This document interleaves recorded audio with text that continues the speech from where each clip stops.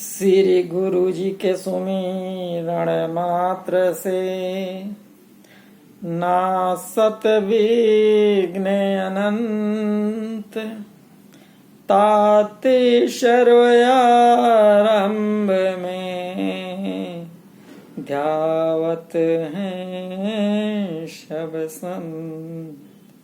श्री सद्गुरुवे नमः।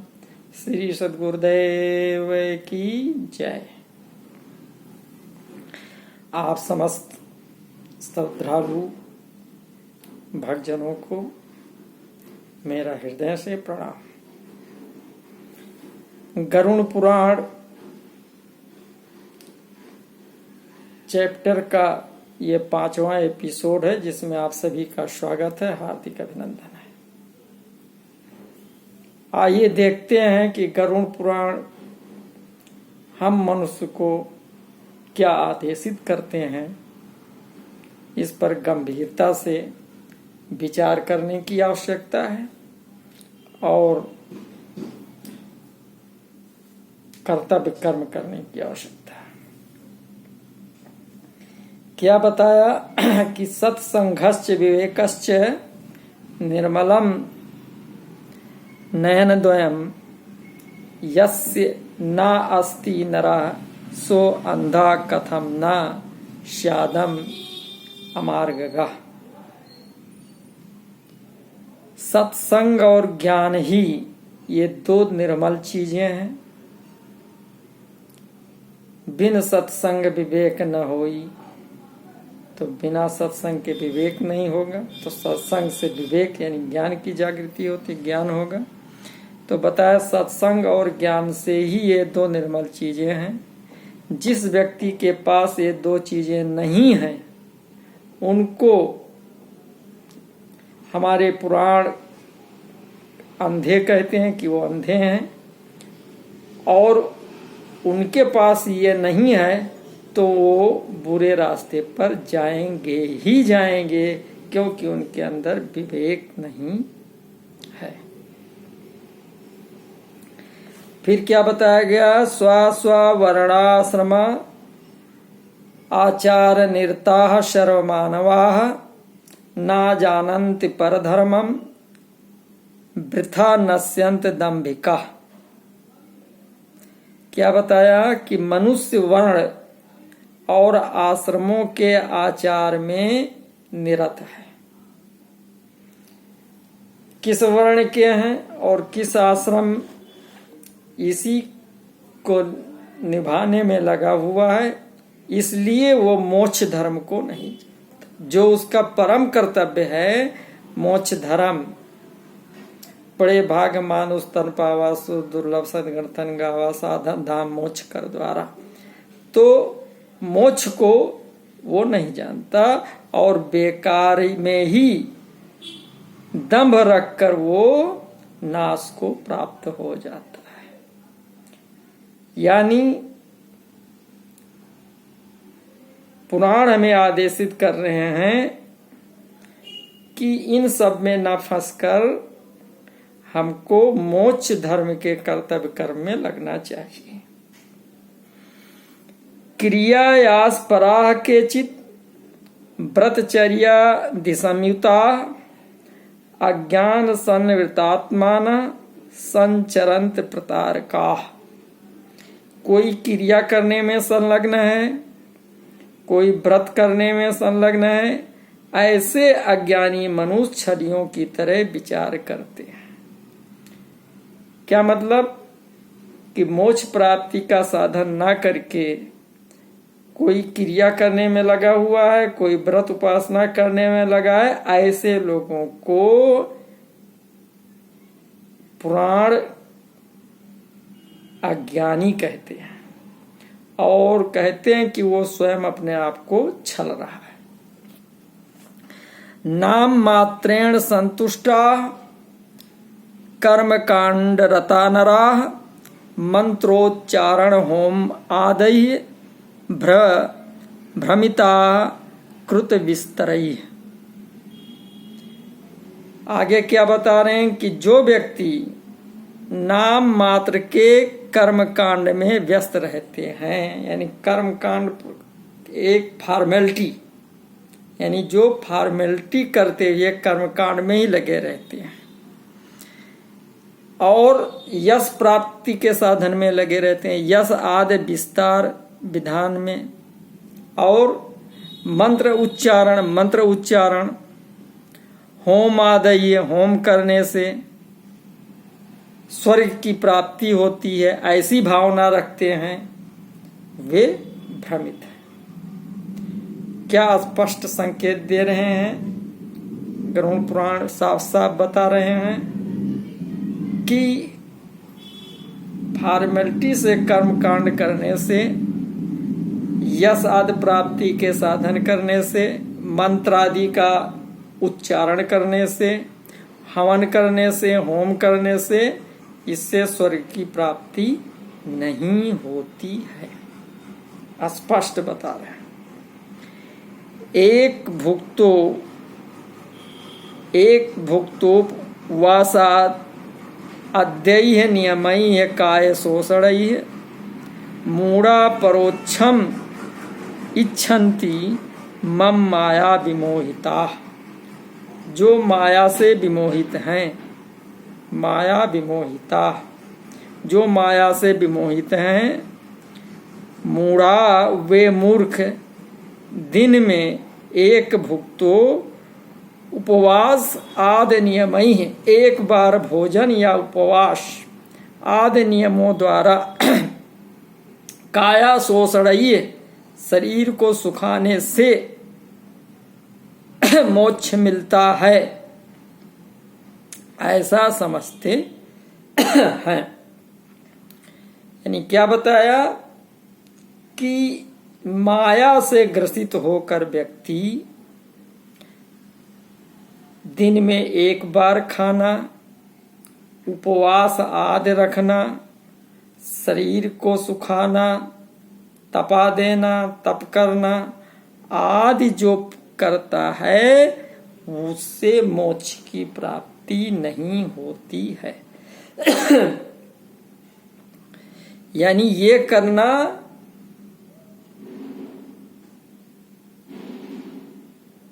गरुड़ पुराण स्पष्ट बता रहे हैं कि उन्हें मूर्ख कहा गया है।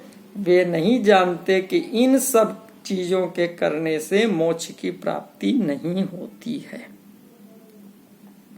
फिर आगे क्या बताया? देह दंडन मात्रेण का मुक्ति रविवेकिनाम बाल्मीकता अनादेव मृता कुत्र महोरगा। तो ये विचार कीजिए, क्या अज्ञानियों को शारीरिक दुख सहन करने से क्या मुक्ति मिल सकती है? वाल्मीकि के ताड़न से कहीं सर्प मर सकता है? कह रहे हैं कि लकीर को पीटने से सर्प की मृत्यु नहीं हो सकती। उसी प्रकार से शरीर को दुख देने से मोक्ष की प्राप्ति, मुक्ति की प्राप्ति नहीं होती है।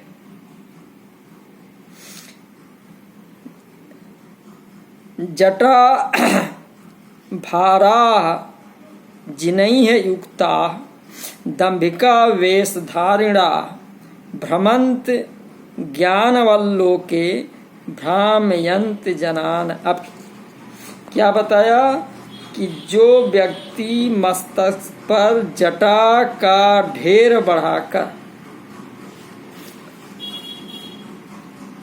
जटा भारा जिनैः युक्ता, जटा का ढेर बढ़ाकर बगल में चर्म बेस दबा करके चर्म दबा बेस बनाते हैं, वे दंभिक हैं।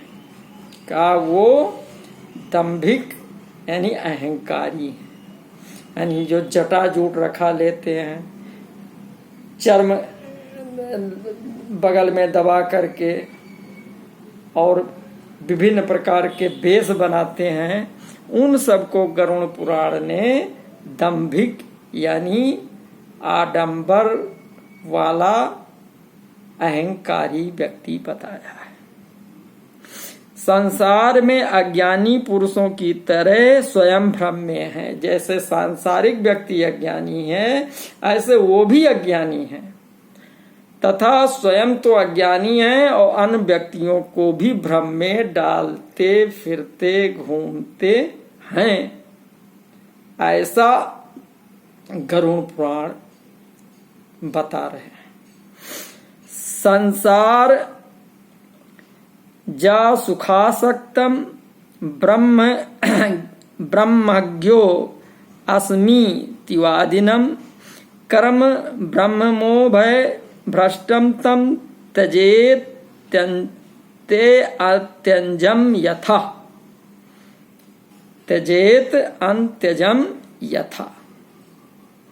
क्या बताया गया? संसार जा सुखा सुक्तम यानी सांसारिक सुख,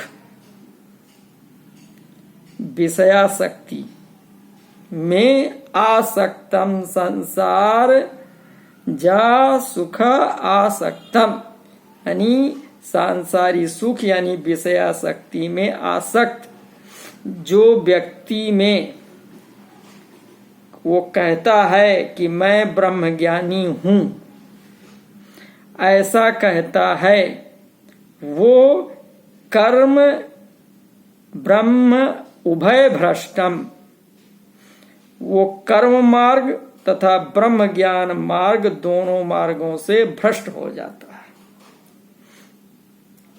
तम त्यजेत उसे छोड़ देना चाहिए।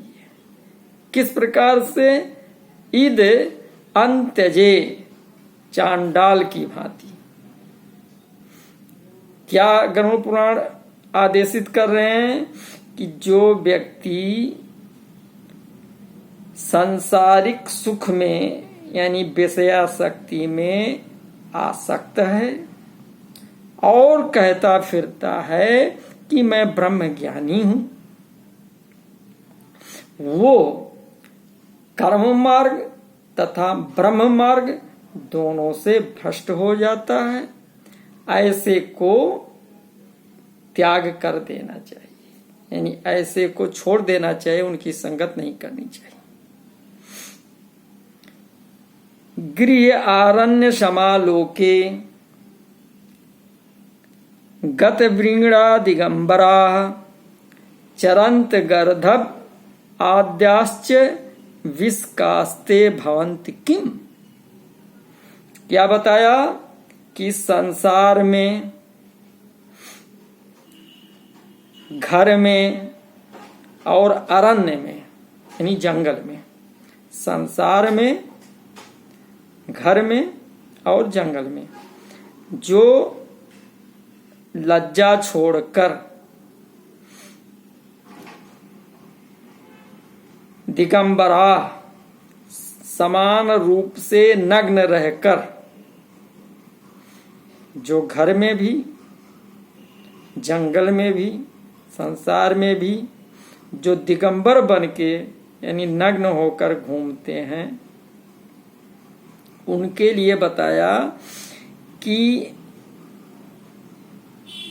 गर्दभ आदि पशु भी विचरण करते हैं। कहते हैं ऐसे तो संसार में गर्दभ भी विचरण करते हैं, तो क्या इस आचरण से वे संसार से विरक्त हो जाते हैं?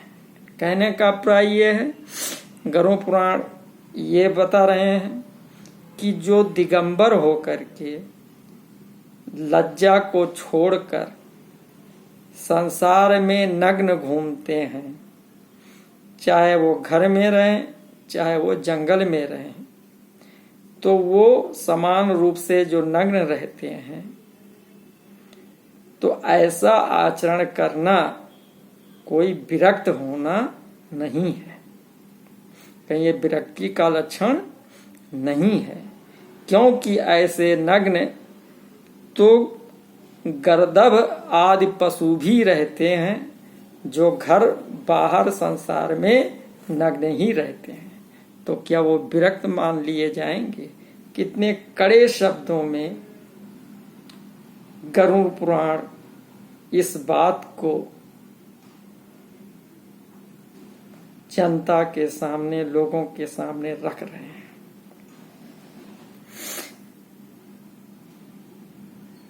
मृत भात मृद भस्म उद्योल नादेव मुक्ता। मृद भस्मो उद्धूल नादेव मुक्ता सिर यदि मानवा मृद भस्मवासी नित्यम स्वाशः किम मुक्तो भविष्यति। क्या बताया कि मृद भस्मो, यदि मिट्टी और भस्म के धारण करने मात्र से, कोई मिट्टी लगा करके घूमता है, कोई भस्म लगा करके घूमता है, कह रहे हैं अगर ये लगाने से मनुष्य कहता कि हम मुक्त हो गए, तो मिट्टी और भस्म में शयन करने वाले कुत्ते भी क्या मुक्ति प्राप्त कर लेते हैं? यानी कहने का प्राय ये है, गरुड़ पुराण हम लोगों को ये बता रहे हैं कि भस्म लगा करके नग्न होकर घूमना, मिट्टी लगा करके नग्न होकर घूमना, इससे मुक्ति नहीं प्राप्त होती है, ये करना अनुचित है। फिर क्या बताया? तीर्ण पर्णोदकाहारा सततम वनवासिना जम्बुका आ खुमृग आद्याश्च तापसास्ते भवन्ति किम। क्या कहते हैं? तीर्ण पर्णोद का आहारा, कह रहे हैं घास पात और जल का आहार करने वाले। तीर्ण पर्ण उदक का आहार जो करते हैं, तो कहते हैं कि घास पात और जल का आहार करने वाले तथा लगातार वन में निवास करने वाले सत्तम वनम निवासिना। तो इसमें कौन निवास करते हैं? तो बता रहे हैं गीदड़, चूहे, मृग आदि पशु भी क्या तपस्वी योगी बन जाते हैं। अर्थात गरुड़ पुराण हमको बता रहे हैं हमें कि अन्न त्याग देने, ग्राम या नगर में निवास छोड़कर वन में रहने मात्र से कोई सन्यासी नहीं हो जाता। फिर आगे बता रहे हैं आजन्म मरणांतम च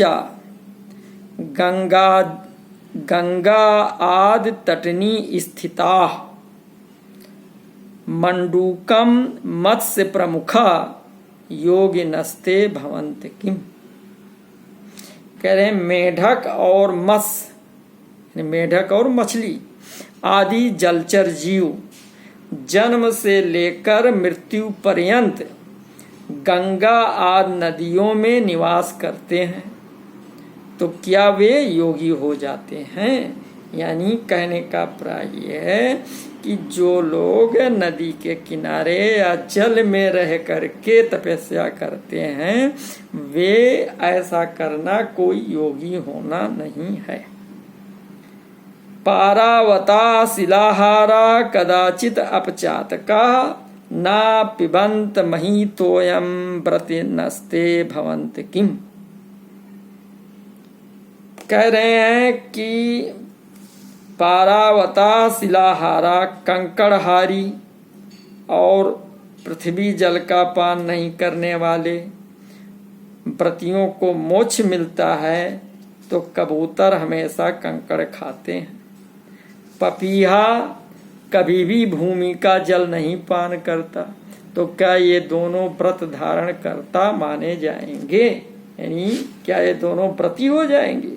इसी प्रकार कहा कि जो पृथ्वी जल का पान नहीं कर कर व्रत रखते हैं, कंकड़ आदि का आहार करते हैं और कहते हैं कि मोक्ष की प्राप्ति हो जाएगी, तो ऐसा संभव नहीं है, ये भ्रमित है। फिर बताया कि तस्मादि इत्यादिकम कर्म लोकरंजन कारकम मोक्षस्य कारणम साक्षात तत्वज्ञानम खगेभ्य खगेश्चर। क्या बता रहे हैं कि ये जो जितनी बातें बताई गई हैं, कर्म जो लोक रंजन कारक है, यानी लोक में जो लोग करते हैं कर्म, तो लोक रंजन कारक है। मोक्ष का तो साक्षात कारण तत्व ज्ञान है, यानी करें इन सब कर्म कांड के करने से मोक्ष मुक्ति की प्राप्ति नहीं हो सकती। मुक्ति की प्राप्ति तो केवल और केवल तत्व ज्ञान से ही होती है, ये स्पष्ट, ये कहने का प्राय गरुड़ पुराण का है। फिर क्या बताते हैं कि सट दर्शन महाकूपे पतिता पशवा खग परमार्थम न जानन्ति पशुपास नियंत्रिता। कहें सट दर्शन रूपी महाकूप में गिरे प्राणी परमार्थ को नहीं जानते। कह रहे जो सट दर्शनी है, खट दर्शन, वे परमार्थ को नहीं जानते, दूसरे का भला कैसे किया जाता है ये नहीं जानते, और कहते हैं वे पशु के समान हैं तथा पशु बंधन में बंधे हैं। फिर क्या कहते हैं, वेद शास्त्राणई वे घोरे उयमाना इतस्ततः षड निग्रह ग्रस्तास्तिष्ठन्ति ही कुतार्तिका। कहते हैं वेद शास्त्र रूपी घोर समुद्रों में इधर उधर ग्रंथ पढ़ने के चक्कर में पड़े हुए कुतार्किक जन शोक आदि 6 लहरों के चपेट में पड़े डूबते उतराते रहते हैं। यानी वेद शास्त्र का अध्ययन करके और उस समुद्र में गोता लगाने से भी बताया कि मोक्ष की प्राप्ति नहीं होती है, ये तो केवल लहरों के चपेट में पड़कर डूबते उतराने की केवल बात है, यानी इससे मुक्ति नहीं है। तो अब अगला फिर अगले अध्याय में किया जाएगा। तब तक आप लोगों को नमस्कार, प्रणाम, धन्यवाद।